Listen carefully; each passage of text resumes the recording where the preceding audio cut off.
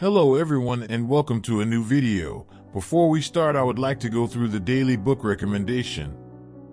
Today we have The Magic of Thinking Big by David J. Schwartz, an art in what it means to set goals in life. Even a magical thing that can change your perspective on your goals. Without further ado, let's go to the video. There's nothing that God hates more than sloth and laziness. If God were to create a man and that man were to sit around and do fuck all, God will frown upon you. It's why you're never lucky. If you're listening to this and you think I'm never lucky, I'll tell you why, because God dislikes you because you're fucking lazy. Start to work, start to show God the beauty of his own creations. You'd be amazed how lucky you'll become. Wow. God is unhappy with these people. And inside their hearts, they're unhappy. We talk about depression, anxiety, all those things you mentioned really earlier on this podcast. You loathe your own weakness. You loathe your own laziness. This is what all of these things are. I don't feel depression. How can I feel depression when I'm the most powerful version of me that I could ever fucking be? Most men are walking through life and they don't realize that it's constant competition. Every single pound they want, someone else wants. Every single girl they want, someone else wants. And they're just sitting there just fucking floundering and wandering through life unaware of how competitive the world is. And this is my point. If the world is truly that competitive, you do not have time to be depressed because it's a non-competitive mind state. You could be depressed for X, Y, Z, whatever. I'm not depressed. And I want the money you want, and I want the girl you want, and I want the status you want, and the car you want, and the house you want. And I'm gonna get it, and you're fucking not. I don't give a shit what happens to me in my life. I don't care how bad it is. I don't care if the worst, most heinous things I could possibly imagine happen to me. I know that my sadness, my depression will be temporary because I will never stay a loser. It's against my creed. It's not in my DNA. All of your minds are broken. You can't even focus on anything anymore. Right. You are constantly distracted to the point where you can't even appreciate the good things in your life. You're distracted. Your minds are broken. You need to rewire your mind and resist the slave programming. If you cannot control your own mind, then you are just a feather in the wind of life, because your own mind is the only thing you can control. You can't control the weather. Right. You can't control other people. You can't even control whether your heart stops beating. You might have a heart attack tomorrow. You can't control anything besides what you think. If you cannot control your own mind, then you go through life with zero control, zero influence. You can't control anything. You're just a feather in the wind, waiting for life to blow you from happy place to sad place to happy place to sad place, completely hoping on the gods to be fortunate to you, because if any genuine discomfort comes your way, you're fucked. It's so easy to win if you can control your own mind.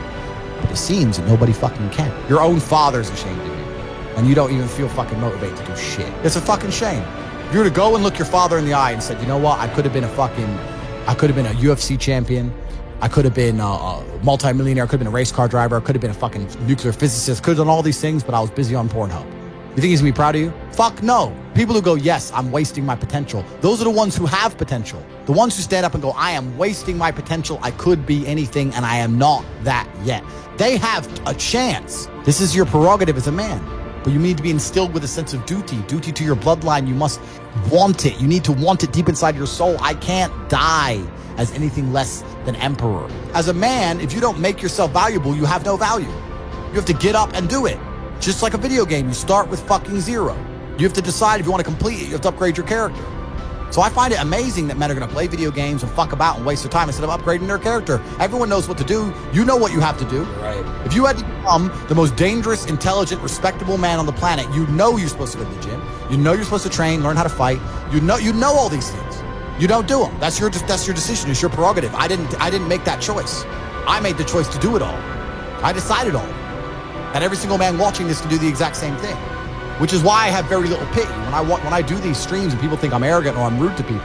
But if you've made a fucking decision to be less than you should be, then I believe you should be mocked for that. And me as a man, when I put myself through hell, when I have had such exacting, such stringent standards for myself, why would I then have less exacting, stringent standards on the people I meet? Why would I put myself through hell to be me and then meet someone who didn't put themselves through hell and then treat them like my equal? No, fuck you. I suffered when you didn't. So you're not my equal. because you decided not to suffer. You have enjoyed comfort when I haven't, and that's fine, but don't expect me to look at you as my equal, because you're not, because I put myself through hell. I put myself through hell because I decided to throw comfort away. For 10 years of my life, I was never comfortable. My basic premise is that I refuse to believe in things that take power away from me. The idea, I believe, that if you feel depressed, something is depressing you, and you should try your best to fix it. You should take control of your life and do your best to fix it. Let's say your girl leaves you, you start to feel depressed, but you believe in the idea of depression. You're now going to start diagnosing yourself as clinically depressed, self-hypnosing yourself into hypnotizing yourself into being clinically depressed. And it's amazing how you can speak things into existence. I cannot become depressed because I don't believe in it. Let's pretend I'm completely wrong, right? The best option, the best thing to do is still to get up, be an adult, control your emotions, be stoic, and do the things you're supposed to do day after day. Laying in bed and doing nothing is never going to be the best option. The best option is still to go to the gym, to work hard, to run your business, to be successful. So it doesn't matter. We're talking about the different positions on the chessboard. But if the rules of the game remain the same, regardless of the position, you're still trying to win. You still have to do the same things. So does it even matter at this point? If you come along and say he's depressed because of X, and he's depressed because of Y, and he's depressed because of Z, and the answer to all of them is still the same thing, then I don't give a fuck why you're depressed. Yeah, what I'm saying is you're playing a game, and it's a competitive game, and you need to build a mindset that allows you to be ultra competitive. If you want to sit there and say, no, I want a non-competitive mindset, then fine. You know what you call people who do not win competitions? Losers. Correct. This is just the bottom line of life. And it's kind of interesting because everyone pretends they give a fuck, but nobody does. Especially women. Women truly don't give a fuck. If you ask a woman the kind of man she wants, she will never say depressed or sad. Ever. She wants a man who is ultra capable, ultra competent. They want someone who is fun and spontaneous and charismatic and successful. They don't have time for sad dudes. They don't care. So the world doesn't care. The world has never given a shit about sad men. So if you're going to sit there and self-diagnose yourself as a sad man, you're going to have a shit life and nobody's ever going to give a fuck, and you're going to perpetually lose forever. And that's your decision. I am so scared of being that person. The idea of that terrifies me to the point where I don't even want to accept that as a reality that can possibly exist. I don't give a shit what happens to me in my life. I don't care how bad it is. I don't care if the worst, most heinous things I could possibly imagine happen to me.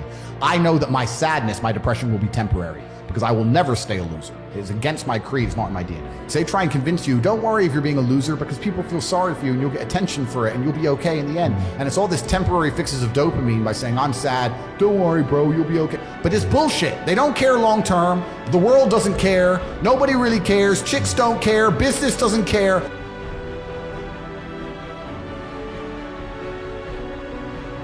Hello guys, this is another input of myself in the video. First things first, thank you all for watching this video. I hope you have a good day and a productive day. The advice is, be careful with what kinds of people you're hanging around with. Boy, this is a powerful one. Basically, if you're hanging around with people that are doing some bad habits, I don't know, like alcohol or drugs, or I don't know, any bad habit that you can think of. And basically in 1 or 2, 3, 5 years from now, if you are going to indulge in that habits in that group of people, you will not recognize yourself. And I believe this is the most terrifying part of life, you know, like not being able to recognize yourself. Like you don't want to do that stuff, but your friends are pushing you to do it. And at some point, you look in the mirror and you're like, what I'm doing? Who is this human in the mirror that I'm looking at? That's terrifying, bro. Like, that's the most bad part about life, and that's the most terrifying part about social interaction and friends. You, in the final phase, will do the same thing as them. Because you can't be the exception of the rule, you know? Because exceptions don't make the rule. And I want to tell you a short story about my life, about the times when I was overweight and what I did wrong, so you can get out or you can stop doing that, you know. I was hanging around with people who are not going to do any activity or are not into sports or fitness or something like this. And I was kind of fit in that moment. And, you know, 1 year passed, 2 years passed, and I got overweight. And in one morning, I was looking at myself in the mirror and I was like, what the fuck I'm doing with my life, and who is that person in the morning? Like, it was like I'm looking at somebody else. I was not recognizing myself in the mirror, you know. And after 1 month of just doing that, and it was a rough month, like, it's so rough to just do that, and your self-image goes beyond lower levels, and you start to have less respect for yourself, and basically your social interaction, your love life, your life in general get worse.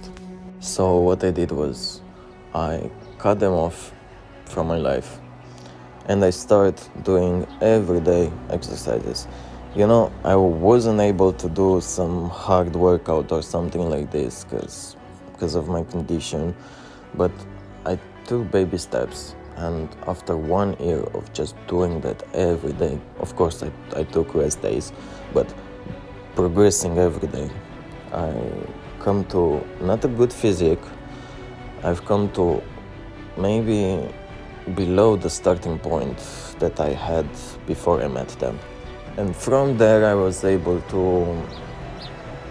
get better and get in shape and build muscle and build a good body, an aesthetic body. So yeah, this is the advice for today. Be careful with who you're hanging around. Don't indulge in bad habits, because, you know, other people define people. And this sounds a bit stupid, but your family, your friends, your social interaction will define who you are. So yeah, until I catch you in the next video, I hope you have a good day. I hope you stay in shape. I hope you have a productive day. Peace.